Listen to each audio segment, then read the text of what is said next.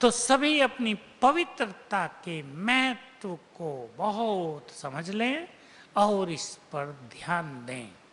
हमारे नैनों से निकलने वाले पवित्र वाइब्रेशंस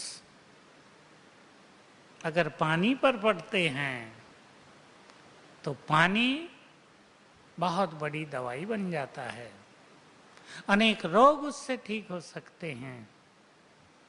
इसलिए अपनी पवित्रता को निरंतर बढ़ाते चलना है। ये चमक है।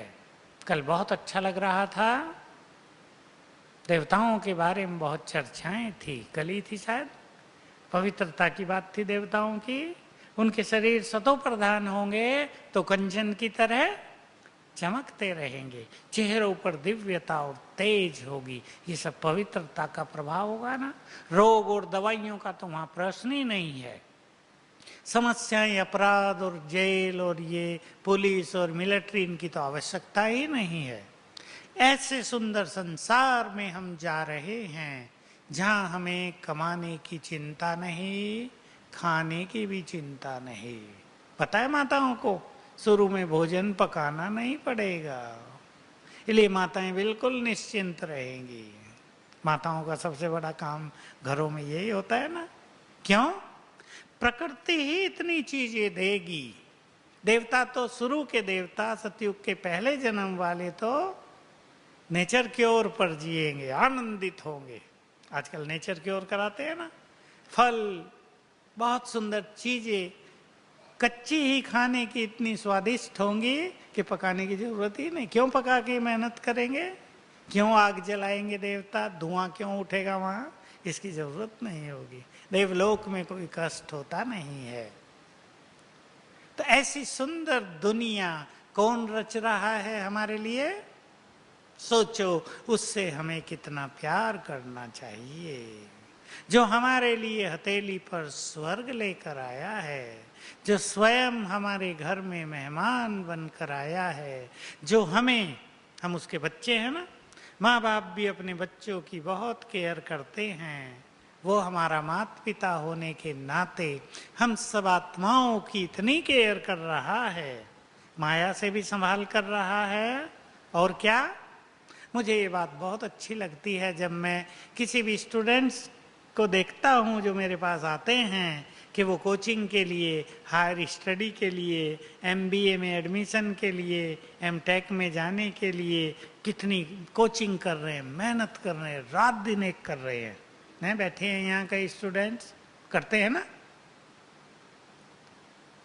और हम सोचो, अब हम अच्छी तरह सोचो, मैं फिर कह रहा हूं, हम उन्हें कितना मिलेगा? 50,000। किसी को और आगे चल के 1 लाख मिलने लगता आजकल। वो भी सुखदायी पैसा तो आजकल है नहीं। पैसे में तो सुख मिलता भी नहीं है, नष्ट हो जाता है बहुतों का। हमें बाबा ऐसी दुनिया में ले जा रहा है कि 2 युग तक तो कमाना ही नहीं पड़ेगा। सोच लो। और पढ़ाई भी ऐसी जिसमें मेहनत नहीं, कोचिंग नहीं, ट्यूशन नहीं, रात दिन जाग के पढ़ना नहीं, है ना आनंद? द्वापर युग भी सहज बीतेगा पूरा। कलयुग में आकर थोड़ी बहुत आजीविका के लिए मेहनत करनी पड़ेगी। मैंने सुना अखबार में आया इतिहास का एक वृतांत कि जब अकबर का राज था भारत में, तो एक मजदूर की मजदूरी कितनी होती थी मास की? इसे आप सोचना, 1 रुपया। 1 रुपए में भी उसका मास चलता था। कितना सस्ता होगा? 1-1 पैसे में चीजें मिलती थी। अनाज भी बहुत सारा 1 पैसे में, बल्कि बहुत चीजें तो बिना पैसों के ही मिलती थी। लेन देन होता था आपस में। ऐसी सुंदर दुनिया में बाबा हमें ले जा रहा है जहां हमारे पास अथाह धन संपदा होगी, जिसकी हम आजकल कल्पना भी नहीं कर सकते वो कितनी होगी। याद हो आपको, बाबा ने कहा था नजदीक पिछले साल एक मुरली में, जितना धन सारी मुंबई में है, इतना तो आपके महलों में 2-4 हीरे लगे होंगे। सारी मुंबई का धन खुश हो गए ना? माताओं को खुशी हुई? साड़ियों में भी हीरे जड़े होंगे, पाउडर भी सोने का होगा। कल मैं सुन रहा था बाबा की बात, ये सत्य बात कह रहा हूं मैं। पाउडर सोने का होगा, सोने का पाउडर बनेगा और कुछ उसमें मिला देंगे, बहुत अच्छा रहेगा। देवताओं के शरीर कंचन की तरह चमकेंगे, तो कंचन से भरे हुए तो होंगे ना, वैसे ही खाएंगे नहीं बस कंचन, खाने की बहुत सारी चीजें होंगी। उस बाबा से हम कितना प्यार करें, सोचो। हमने कभी सोचा था कि हम भगवान के इतने समीप आ जाएंगे? वो हमारे इतने समीप आ जाएगा। दादी जान की एक अनुभव सुना रही थी। कोई प्लेन में किसी यात्रा में कोई व्यक्ति उनके साथ बैठा था, ऐसे ही बात कर रहा था। उसने कहा दादी को कि दादी जी, आपको देखकर, आपकी बातें सुन के ऐसा लगता है आप भगवान के बहुत समीप हो। दादी ने तो नशे से उत्तर दिया, आप भी हो सकते हो। कितनी समीपता हो गई, वो हमारा, हम उसके। है माताओं को नशा? कितनी बड़ी प्राप्ति हो गई। जो बाबा ने कहा सदा खुश रहना, अगर हमें इस एक चीज को ही याद करें, इस जीवन में हमने क्या क्या देखा, क्या क्या पाया। सोचो क्या क्या देखा इस जीवन में, जो चारों युगों में कभी नहीं दिखता सिंह भाई, वो इस जीवन में इन आंखों से देखा।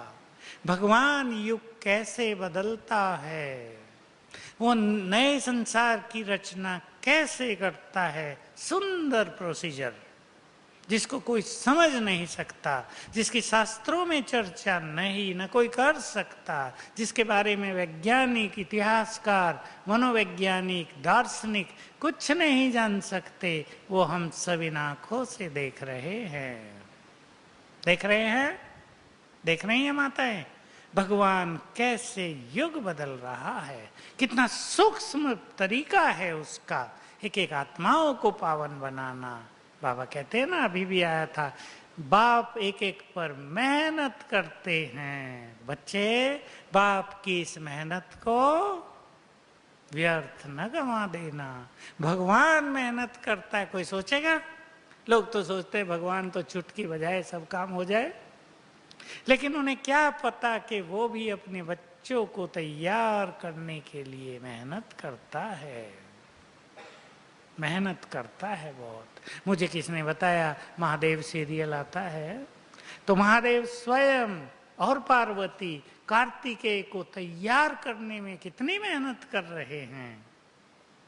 बाबा भी हम सभी बच्चों को तैयार करने में मेहनत करता है। हम बस केवल तैयार होने का संकल्प करें।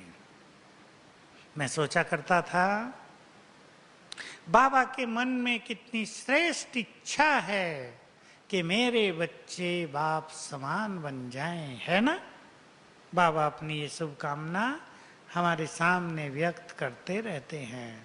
मैं सोचता था, आप भी सोचो, कि जितनी श्रेष्ठ इच्छा भगवान के मन में है कि ये मेरी महान आत्माएं मेरे समान बन जाएं, उतनी ही श्रेष्ठ इच्छा यदि हमारे मन में भी हो जाए कि मुझे बाबा जैसा बन जाना है। जब दोनों की इच्छाएं समान हो जाएंगी तो दोनों भी समान बन जाएंगे। ये गहरी बात हम अपने से पूछें और अपने को देखें, क्या हमारे मन में सचमुच उस जैसा बनने की उतनी इच्छा है जितनी इच्छा उसको हमें बनाने की है। हमारे अंदर भी इच्छा होनी चाहिए। तो हम अपने जीवन में उन सभी गुणों पे ध्यान दें जो हमें पूर्णिमा के चंद्रमा के समान बनाएंगे, सभी कलाओं से हमें युक्त करेंगे। और वो गुण हैं, गिन लें उन्हें। मुख कैसा हो, पिछली मुरली में था बाबा का, नैन कमल, नैन, ओ हस्त कमल, मुख कमल, चरण कमल सबका गायन है ना देवताओं का। बिल्कुल न्यारे और प्यारे। तो मुख कमल कैसे कि हमारे मुख से क्या निकले? ज्ञान रतन। हमारे मुख से निकले वरदानी बोल। हमारे मुख से ऐसे कमल झरें जिससे सभी को सुगंध महसूस हो, जिससे सभी के दुख दर्द समाप्त हो जाए। हमारे मुख से निकले हुए बोल दूसरों के लिए यादगार बन जाएं। हमारे मुख से निकले हुए बोल महावाक्यों समान बन जाएं। जैसे भगवान के महावाक्य हैं वैसे ही हमारे बोल हो जाएं। ऐसा हमें अपने मुख को बनाना है। पहला गुण कि हमारे बोल जो हमारी स्थिति को व्यक्त करते हैं, स्थिति का पता पहले चलता है हमारे बोल में कितनी रॉयल्टी है। दूसरी बात पर हम ध्यान दें, संस्कार। हमारे संस्कार सुखदायी हैं या दुखदायी? हमारे अंदर परेशान रहने की आदत है या प्रसन्न रहने की आदत है? हमें छोटी छोटी बातों में भारी हो जाने का संस्कार है या हर चीज को सहज समाप्त करने का संस्कार है? अपने संस्कारों पर ध्यान दें। हमारे संस्कार हमें दुनिया की ओर ले जाते हैं या हमारे संस्कार हमें दुनिया से उपराम करते हैं? इन कुछ चीजों पर ध्यान देना है। बाप समान संस्कार, बिल्कुल निर्मल सुख देने वाले संस्कार, दूसरों का कल्याण करने वाले संस्कार। तीसरी चीज पर ध्यान दें, भावनाएं। मैं गुणों से हटकर थोड़ी सूक्ष्म बातों पर आपका ध्यान दिलाऊं। हमारी भावनाएं कैसी हैं? अभी मुरली में आ चुका है, जो संतुष्ट आत्माएं होंगी, संतुष्टता पर रिवाइज कोर्स की मुरली भी चल चुकी है संडे को। इस संडे को भी चली, इससे पिछले संडे को भी चली। जो संतुष्ट आत्माएं होंगी वो निष्काम और निर्दोष दृष्टि वाली होंगी। निष्काम भावना और निर्दोष दृष्टि। किसी का कोई दोष नहीं, किसी में कोई दोष नहीं। वे आत्माएं सबको कल्याण की भावना से देखेंगी। वे आत्माएं दूसरों को उनके महान स्वरूप में देखेंगी, न कि वर्तमान स्वरूप में। बाबा की बहुत अच्छी बात, बहुत पहली बात है, शायद सन 70 की बात हो। हमारे यहाँ एक सरदार जी रहते थे, अब नहीं है, बुजुर्ग थे, शरीर छोड़ दिया। वो किचन में रहते थे, रोटी बनाते थे, उनको गुस्सा बहुत आता था। प्रसिद्ध थे वो, भाई इनको बड़ा जल्दी गुस्सा आता है। लोग भी उनके गुस्से को ज़्यादा माइंड नहीं करते थे, भाई उनको आता ही है बेचारे। वो भी कहते थे भाई मुझे बहुत गुस्सा आता है, ख्याल न करना आप। अव्यक्त बाबा मिल रहे थे, उसने बाबा को भी कहा, बाबा मुझे बहुत गुस्सा आता है, क्या करूं? अब हम सब देखने लगे कि बाबा क्या कहेगा। तब छोटी सी जगह में बैठते थे ना सब, जितनी ये स्टेज है इतने में तो सब बैठे रहते थे बाबा के बिल्कुल सामने। तो बाबा ने उसे बहुत अच्छी बात कही, मुझे बहुत काम आई वो, आपको भी बहुत काम आएगी, सुने आप। बाबा ने कहा, बाप सबके संपूर्ण स्वरूप को देखता है, इसलिए सदा सुखदाई है, और तुम आत्माएं वर्तमान स्वरूप को देखते हो, इसलिए दुखदाई हो जाते हो।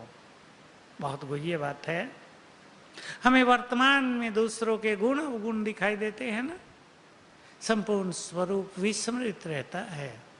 तो वर्तमान उनके अवगुणों का इफेक्ट जीवन पर, मन पर, हमारी भावनाओं पर रहता है।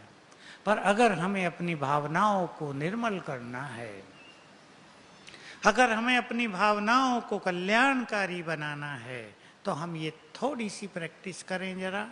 सभी महान आत्माएं हैं, सभी बाबा के पास स्वयं को परिवर्तित करने आए हैं, सभी बाबा के पास सुख लेने आए हैं। दुख तो पहले ही बहुत था, हम समझें इन बातों को। सभी बाबा के पास शांति के लिए आए हैं, तो हमें हर एक को सहयोग देना है।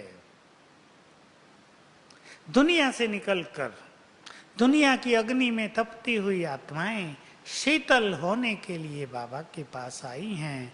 हमें उनको शीतल होने में सहयोग देना है। अगर हम भी उनके लिए अग्नि जला दें तो आत्मा तड़फ जाएगी ना। पहले ही अग्नि से तड़फती हुई बाबा की शीतल छाया में आए हैं।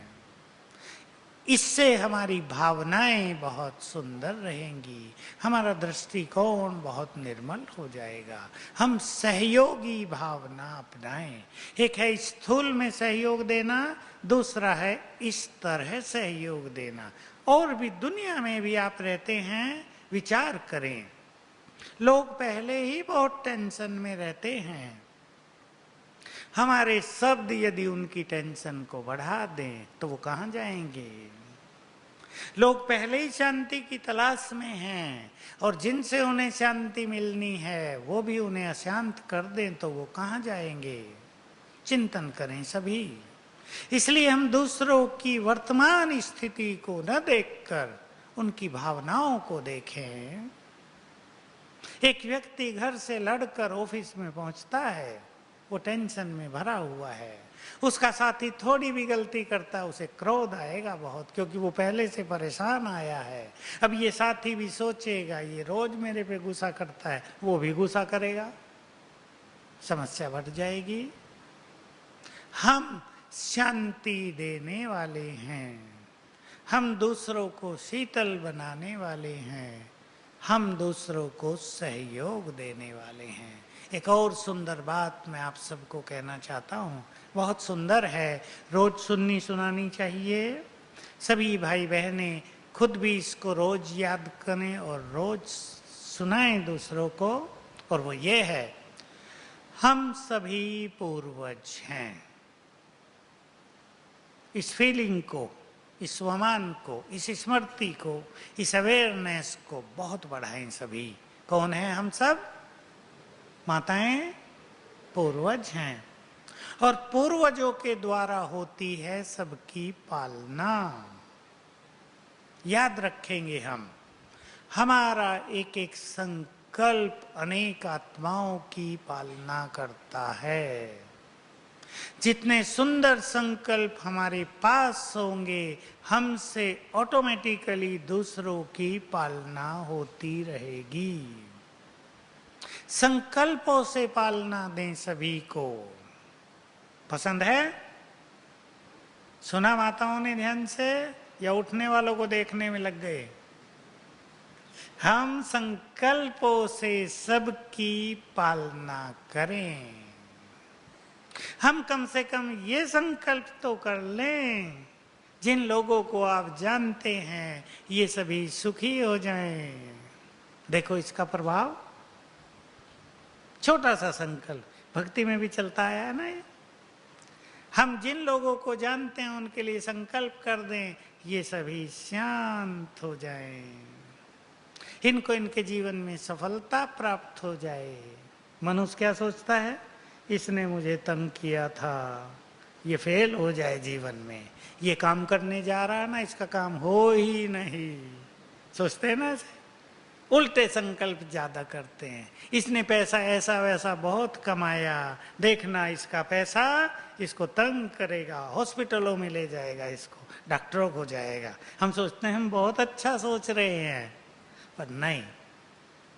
हमें अपने संकल्पों से सबकी पालना करनी है। कर्म गति के अनुसार सभी को उनके कर्मों का फल तो स्वतः ही मिल जाएगा, हमें सोचने की जरूरत नहीं। ठीक बात है? हम क्यों गलत सोचे? मैंने बाबा को देखा, आप भी देखते हैं रोज। मैंने देखा कि बाबा के पास जो भी आता है बाबा उसे प्यार करता है। एक बहुत पाप आत्मा भी आ गई, उसे जरा भी फीलिंग नहीं देगा कि तुम पापी हो, बहुत प्यार करेगा। वो भगवान के गुण गाएगा, वाह बाबा मुझे बहुत प्यार करता है। क्यों? बाबा जानता है कर्म गति के अनुसार इनको इनके कर्मों का फल तो स्वतः ही मिल जाएगा, उसमें मुझे कुछ कहने की जरूरत कहाँ है। मैं तो प्यार का सागर हूं, मुझसे तो सबको प्यार ही मिलेगा ना। ठंडी हवा चल रही हो बहुत, कोई कितनी भी कोशिश करे ठंडी हवा मुझे न लगे, वो तो ठंडी हवा चल रही है ना, सबको ठंडी हवा लगेगी। तो हम भी अपनी भावनाओं को शुद्ध करें, हमारी भावनाएं दूसरों की पालना करेगी। समझ रही ना माताएं?